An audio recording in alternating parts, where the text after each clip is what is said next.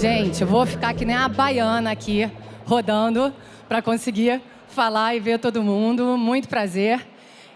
Sou Maíra Pimentel, como o João bem explicou, né? Venho aí com uma trajetória de 20 anos, atuando na área de educação e inovação.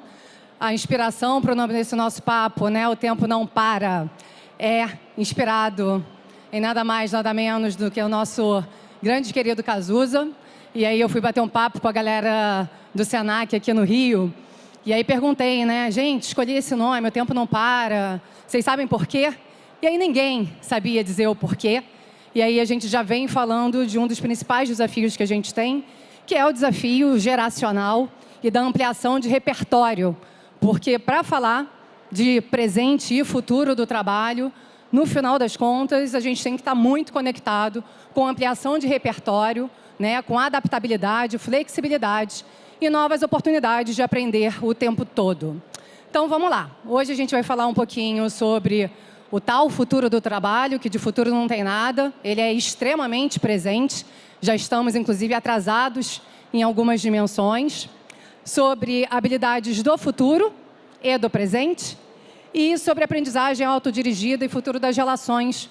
Porque, no final das contas, vivemos em sociedade, somos seres sociais e o impacto da tecnologia na nossa vida pessoal, na nossa vida social, pensando os pequenos grupos, mas especialmente na sociedade de uma forma mais ampliada, está sendo extremamente impactada pela tecnologia e a transformação digital, mas nós, humanos, temos tido muitos desafios, encontrado muitas barreiras para que a gente consiga lidar com o impacto da tecnologia de uma forma mais saudável. Então, a gente vai abordar isso tudo.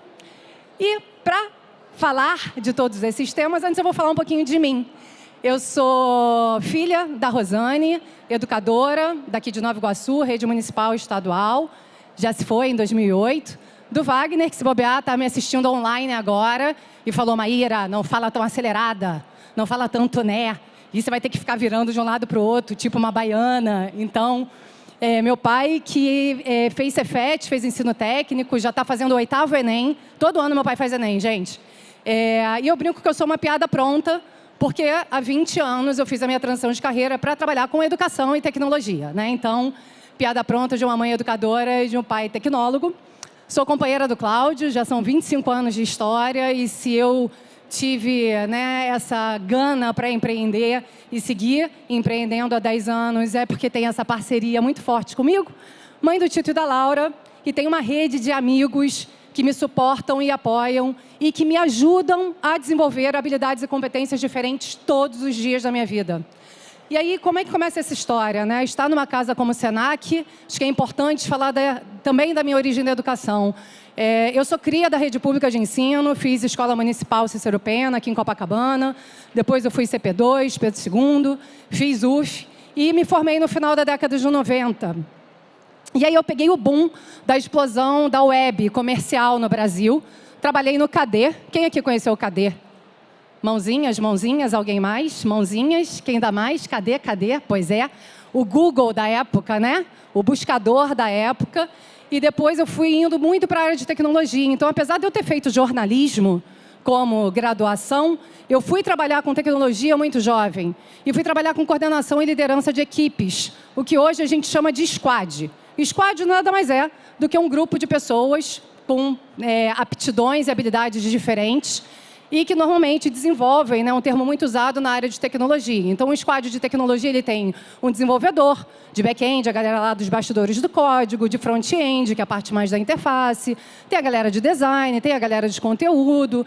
Então, o squad ele nada mais é do que um time plural, né, que tem diferentes habilidades e que fazem essa convergência. E aí, há 20 anos atrás, eu tomei a decisão de fazer uma transição de carreira para trabalhar com um impacto social através da educação.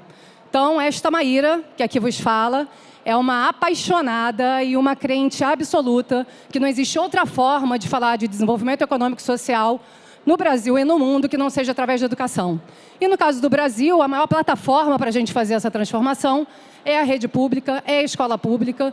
A gente tem uma vocação como nação, de focar muito no ensino superior, se desconecta do ensino técnico, do ensino, né, quando a gente pensa qualificação profissional. Então, eu estou assim, muito feliz de hoje poder conversar com vocês sobre o futuro do trabalho, porque, no final das contas, o que a gente vai falar é sobre mudança de mundo, um mundo que não para de mudar, que muda o tempo todo, e junto com este mundo que muda o tempo todo, nós mudamos também, né? Então, é uma mudança do todo, mas é uma mudança essencialmente individual. Então, vamos lá. Esse tal do futuro do trabalho. São várias referências, especialmente internacionais, com frameworks, metodologias desenhadas, discutindo o impacto das novas tecnologias e o desenvolvimento de habilidades e novas competências para a gente lidar com esse mundo que está mudando o tempo inteiro.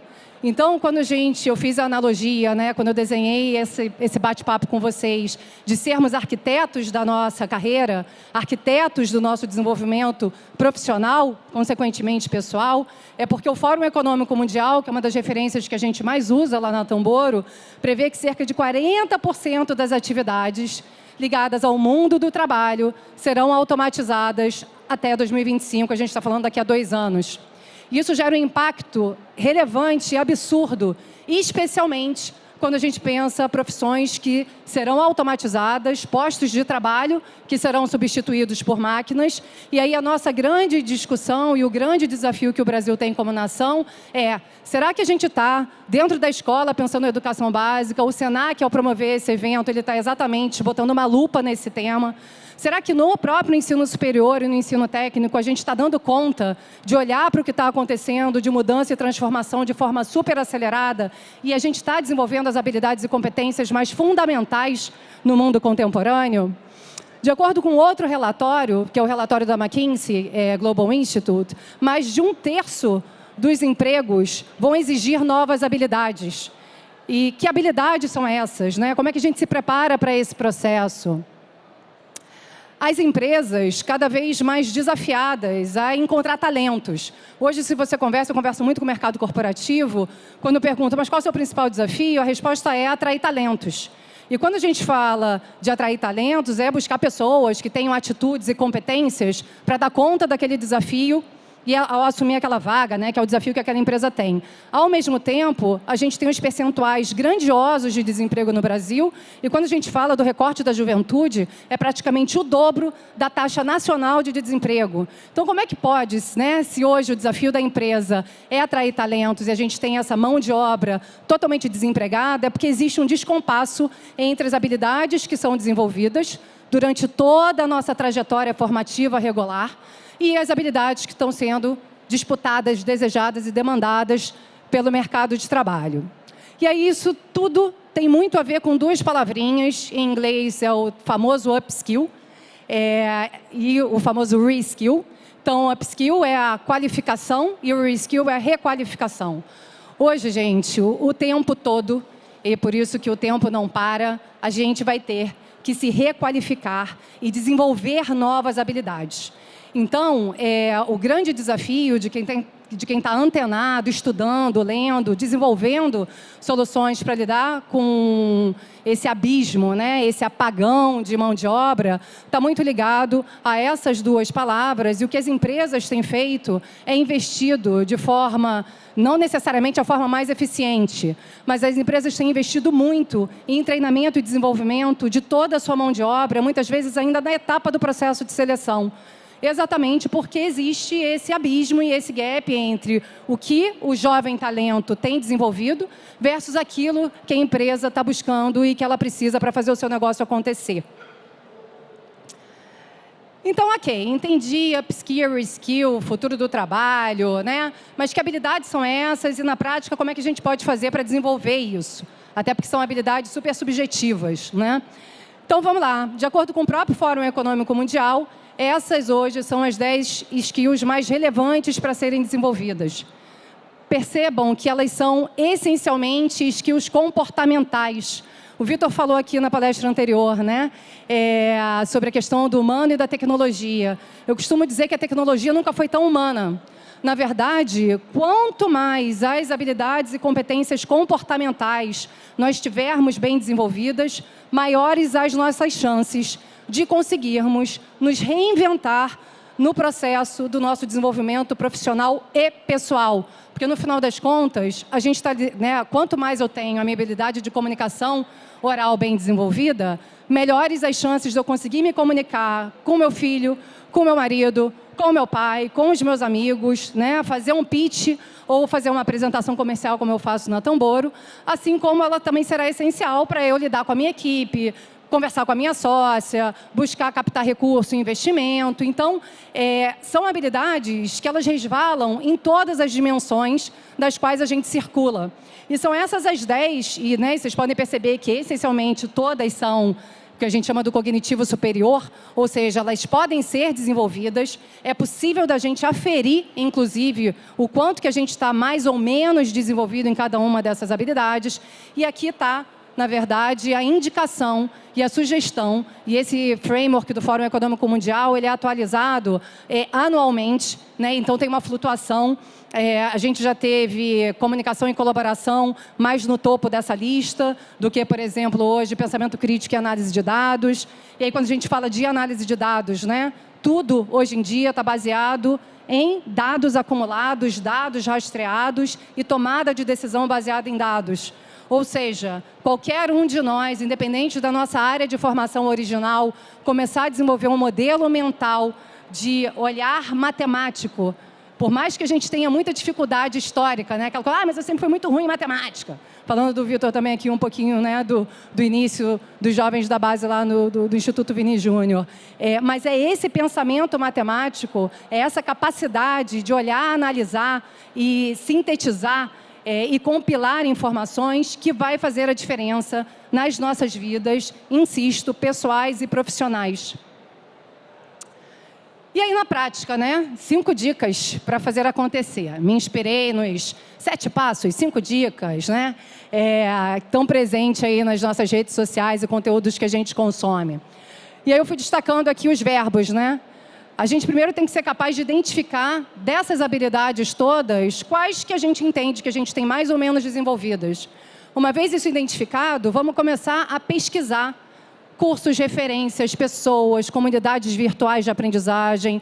Hoje, um dos grandes desafios, né, é fazer a tal da curadoria de conteúdos. Tem muito conteúdo aberto, mas não necessariamente é um conteúdo mais preciso, correto, efetivo. Então, ter essa capacidade, né, de analisar e tomar essa decisão de curadoria de conteúdos, cursos, comunidades que vão te apoiar a desenvolver aquelas habilidades que você percebe que você ainda tem alguma lacuna. Definir um orçamento, tem muita coisa gratuita, mas também tem muita coisa legal, paga, né? Então, se você consegue fazer um planejamento financeiro, estabelecer um orçamento mínimo necessário para investir no seu desenvolvimento profissional, é um elemento fundamental para esse passo. E aí, temos aí, né, a longevidade, cada vez maior, né? A gente, inclusive, perdeu uma oportunidade como nação na nossa pirâmide demográfica, onde há 10 anos atrás a gente tinha predominantemente um número muito maior de jovens no Brasil. E agora essa pirâmide, ela está cada vez envelhecendo mais, a gente está vivendo mais tempo, então a organização financeira, a capacidade de desenvolver essas novas habilidades são um ponto fundamental para termos uma vida tranquila daqui a 10, daqui a 20, daqui a 30 anos. Falando da galera dos 40 mais, tá? 40, 50 mais.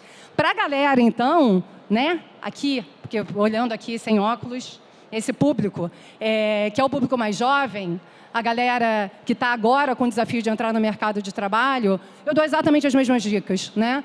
Continuar se atualizando o tempo inteiro, já olhar para dentro, porque tem muito de autoconhecimento para mapear dessas habilidades, quais aquelas que vocês mandam muito bem e aquelas que vocês não estão mandando tão bem assim, porque elas vão ser cobradas de vocês já já. E aí, por último, né, só para eu poder avançar, dedicar tempo e esforço, né? Tudo é disciplina, tudo é recorrência, tudo é desenvolvimento de hábito. Então, quanto mais você se dedica, quanto mais você consegue aferir e acompanhar como é que está o seu progresso e a sua evolução no decorrer desse desenvolvimento, maiores as chances de você ter sucesso para fazer isso acontecer.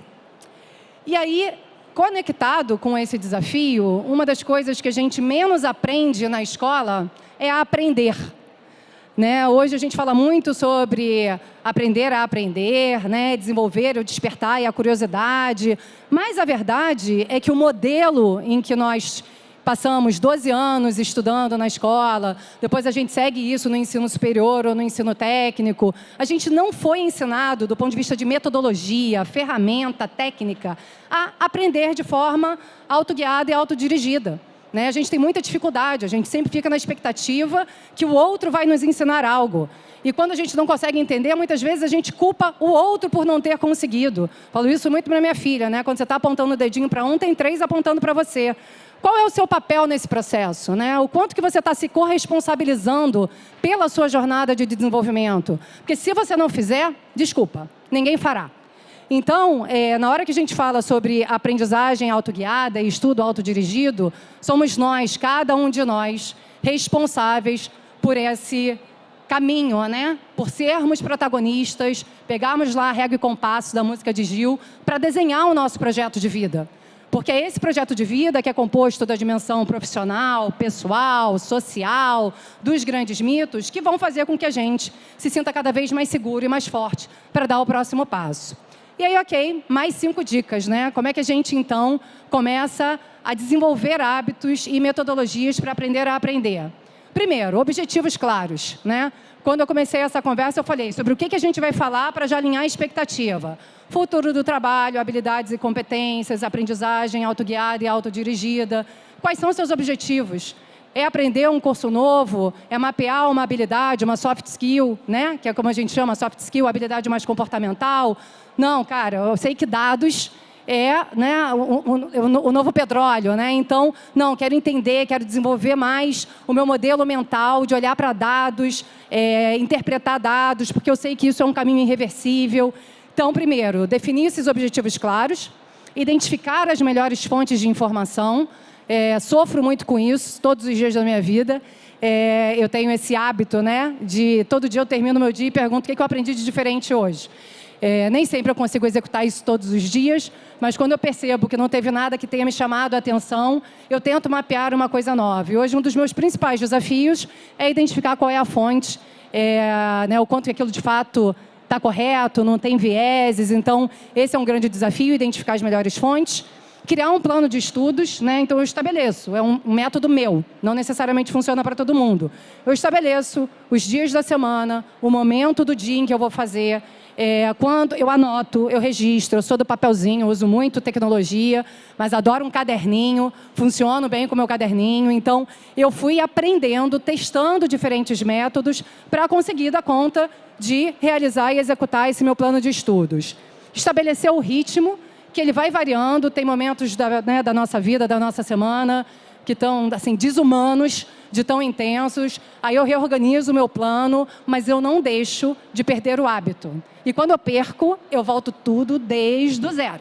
Eu falo que é que nem academia, é que nem começar a praticar atividade física, é que nem quem, né, faz regime, eu faço desde 9 meses, assim, uma batalha.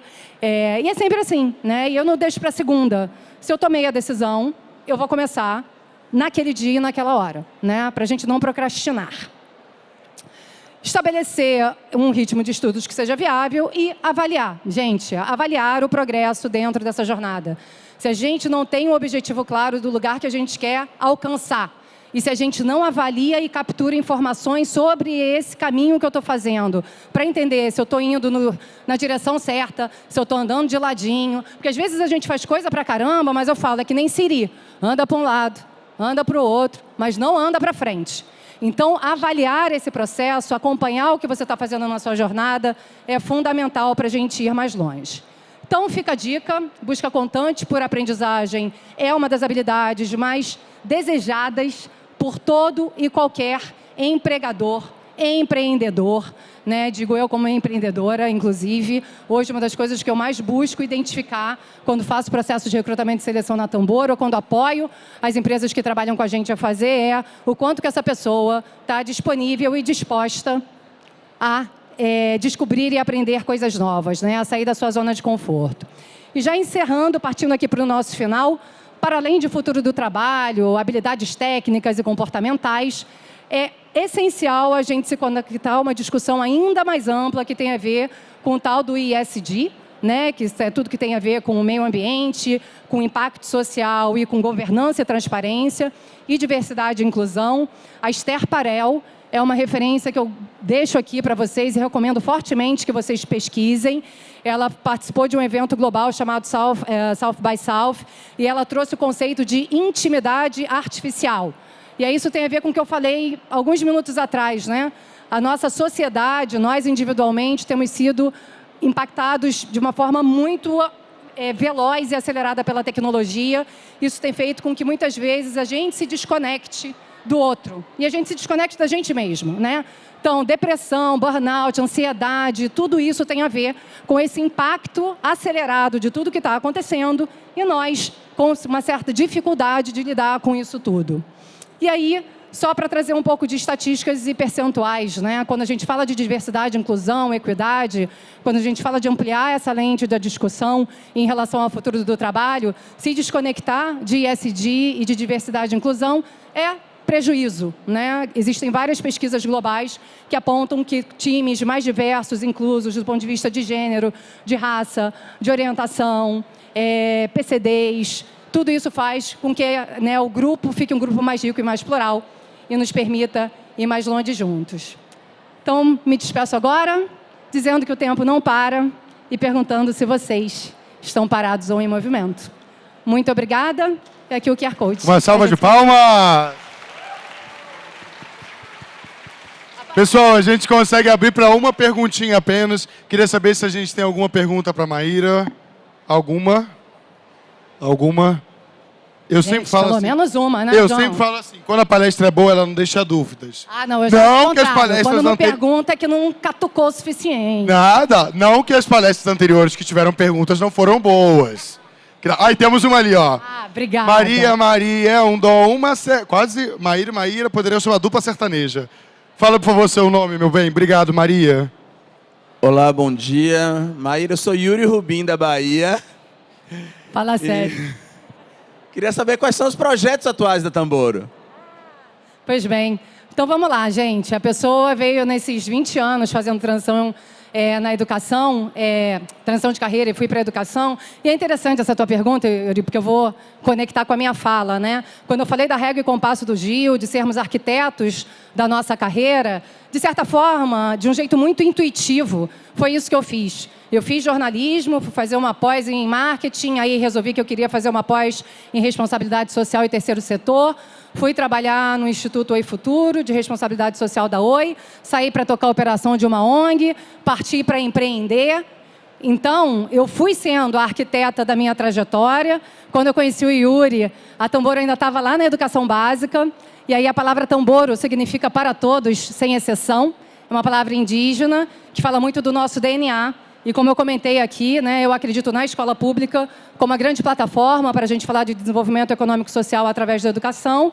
Então, a gente começou trabalhando com crianças e jovens da rede pública, depois com o ensino superior. Hoje a gente trabalha muito com formação de força de trabalho, né? Frentistas da Vibra Energia, consultoras da Natura, normalmente um público que está distribuído, que vem com índice baixo de escolarização e que tem um grande desafio de desenvolver essas habilidades e competências que são essenciais nesse futuro do trabalho. Então, dentro desses 10 anos, criança, jovem, universidade, projetos de impacto social, tem a ZECA, que é uma escola online de preparação para o Enseja, tem o NAU, que desenvolve habilidade socioemocional para jovem em vulnerabilidade, periferias e favelas. Seguimos, Yuri, acreditando na educação como o grande processo de transformação por aqui. Obrigada.